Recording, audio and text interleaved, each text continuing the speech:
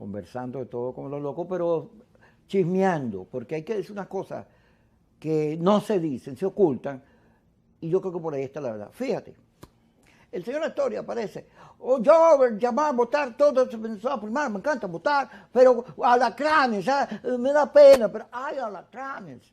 Y tú lo oyes, yo tuve un programa con Alonso Moleiro, que es un periodista que yo quiero mucho y respeto, y él entonces, oye, mira, lo de Guaidó fue un desastre. Sí, pero los alacranes, ese cuento de que los alacranes justifican todo, pero en el caso de Astori, cuando Guaidó se para en la OEA, nadie lo conocía, y a los 2 segundos que habló le apareció el Departamento de Estado y dice, yo lo respaldo.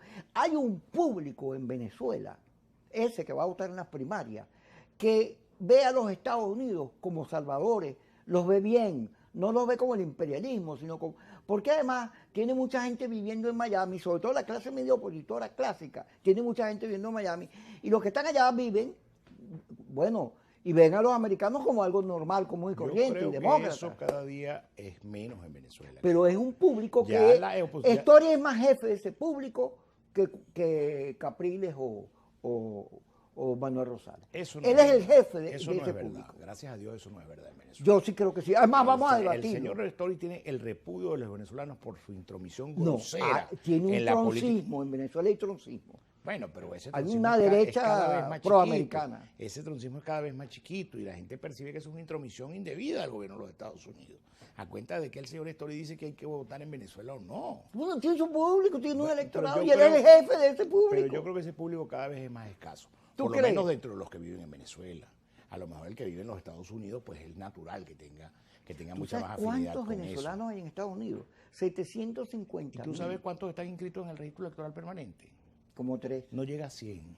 Pero está bien. ¿De qué estamos hablando? Pero tú sabes la ¿Cómo concretas tú eso? Ahí tiene, por ejemplo, hay 2 candidatos, ya Guaidó despacha de Miami, y hay otro candidato que viaja este fin de semana para buscar los votos del Doral. ¿Cuál es? ¿Será que otro candidato de los que están participando en las primarias? Pero dilo, ¿Será que en el Doral se va a resolver la elección venezolana? ¡No me ocultes nada!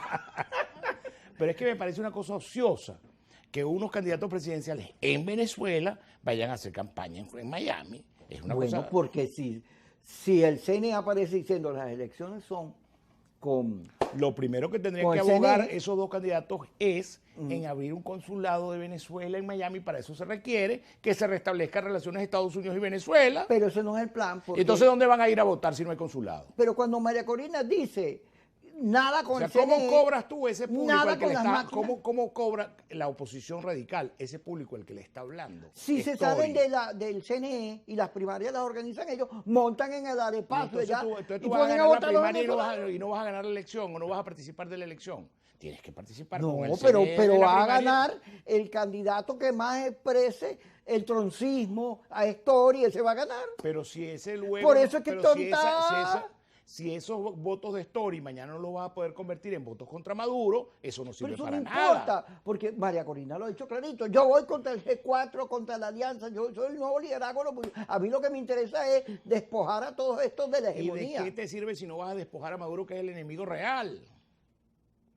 ¿Y tú crees que ellos tengan en mente? ¿Tú crees que cuando dicen te voy a meter preso, Maduro, están diciendo la verdad? No, están diciendo lo que ellos quisieran, pero no lo que pudieran. No, y lo que quiere oír el público de Astori. Y lo que la gente quiere oír. Lo que ese público, pero que como te digo... El radicalismo. Cada vez es más pequeño. Nosotros por eso nos distanciamos de eso desde el año 2020. Dijimos, aquí no hay salida sin negociación con el chavismo.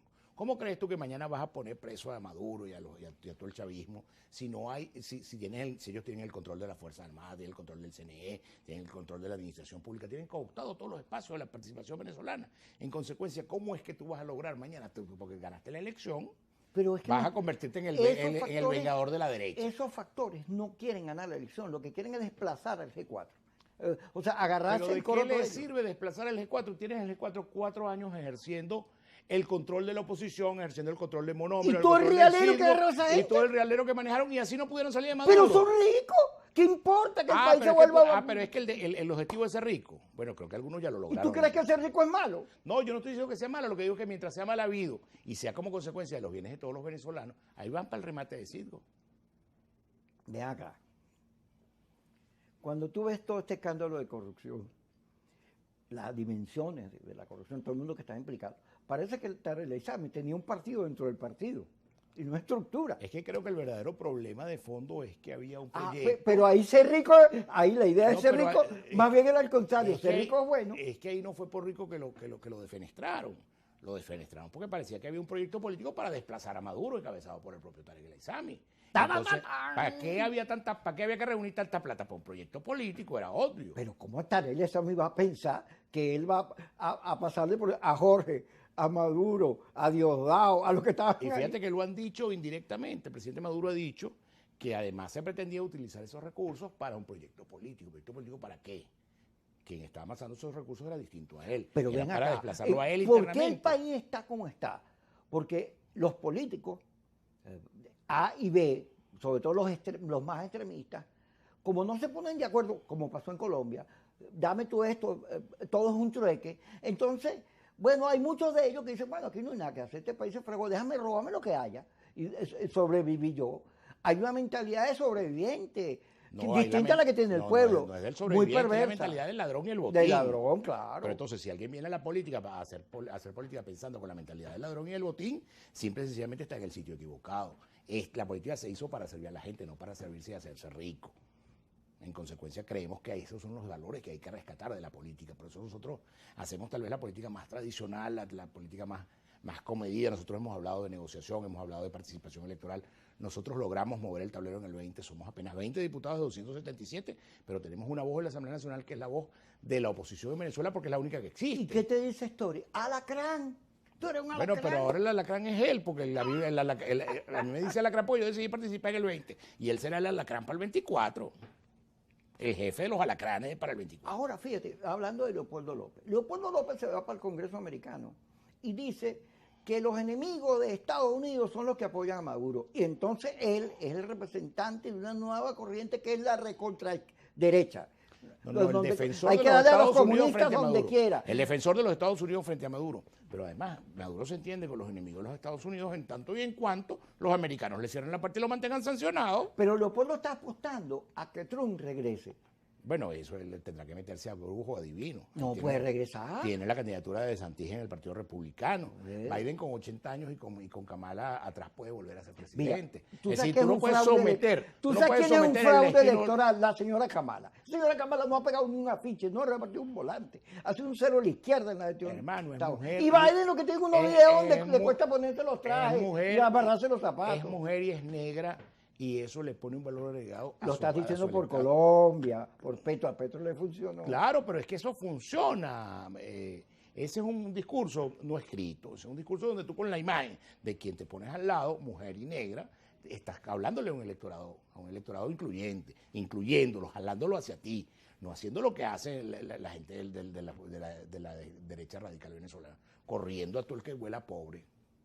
En este país, sin los votos de los pobres, no se puede ser Claro, tú presidente. dices eso porque como tú eres negrito. Yo entonces soy tú estás- negrito y vengo de abajo y no me pesa. Y mi único instrumento para poder ascender en política Mira. y en la vida ha sido mi profesión y mi formación universitaria. Estaba viendo el fin de semana encuestas en Estados Unidos y a Trump le faltan 3 puntos para tener la mayoría de la convención demócrata ahorita, tiene 47, está estancado ahí, pero le faltan 3 puntos.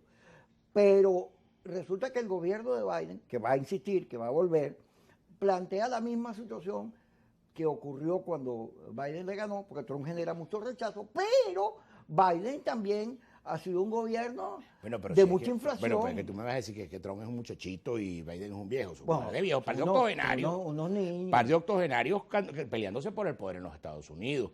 Era hora de que hubieran salido los dos y que hubieran desplazado y que personajes como Kamala Harris. No, y si te sale Marcos Rubio, Bueno, ¿tú te imaginas a Marcos Rubio Bueno, dirigiendo los Estados pero Unidos? Marcos Rubio es una especie de Trump floridiano más joven. Por lo menos sabemos que va a tener más tiempo y más energía para atender las cosas que tiene que atender, en el mismo caso de los demócratas también. Pero yo creo que el hecho de poner a depender la política venezolana de qué pasa en las elecciones de los Estados Unidos es como bastante arriesgado, porque lo que pasa en los Estados Unidos no es solamente lo que se ve en Florida, Pero- lo que pasa en los Estados Ah. Unidos es lo que pasa en todos los Vamos Estados al Unidos, corte. donde Venezuela importa muy poco Pero para lo la política terrible americana. es que en Colombia, y tenemos años, aquí hay una fracción de la oposición que no disimula su relación con los Estados Unidos, aún por encima de los intereses.